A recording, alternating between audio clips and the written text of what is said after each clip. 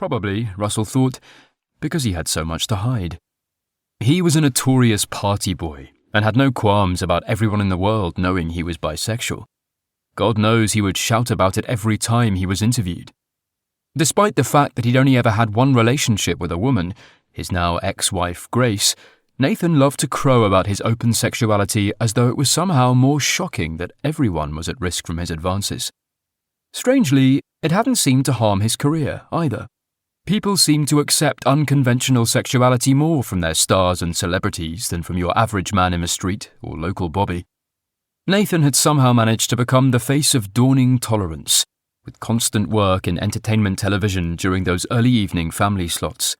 He loved to shock, loved to tease, and loved the sound of his own voice, and it was a constant surprise to Russell that the nation seemed to have taken him into their hearts so fully. Perhaps, as Freddie had pointed out, it helped that he had been able to line any pockets that needed lining on the way to keep the wheels of his career greased.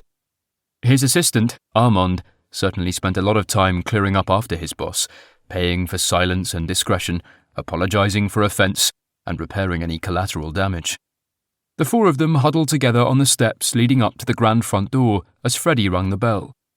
The distant hum of music, Erasure's A Little Respect, grew louder as the internal door opened. A gentle buzz of laughter and conversation carried on the air as the door swung open, and a flustered-looking Armand greeted Freddie first. "Thank God you're here, darling. It's absolute chaos." His German accent gave his camp pronunciation a clipped edge. Tall, with his head shaved clean, thick-rimmed round-lensed glasses framed his eyes beneath pale brows. He air-kissed Freddie as he guided him inside with one flapping hand. Come. Russell, Joe and Mike all exchanged a glance as they were left standing on the doorstep. Armand turned back and waved them all in too. Come on, all of you. Yes, welcome. Shut the door behind you. Inside the townhouse was like something out of a film set.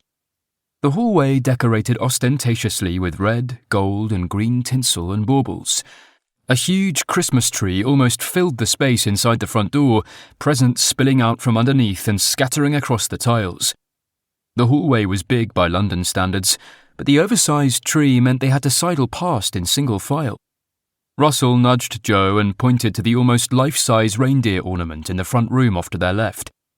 It had been mounted on small wheels with a silver platter attached to its back, and was acting as a drinks trolley, adorned with bottles of spirits and champagne in a cooler.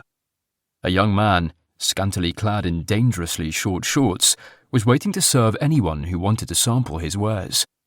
Thank God Nathan's got the heating on. To keep listening to this audiobook, I've left you a link in the description so you can do it, at no cost thanks to Audible's 30-day free trial.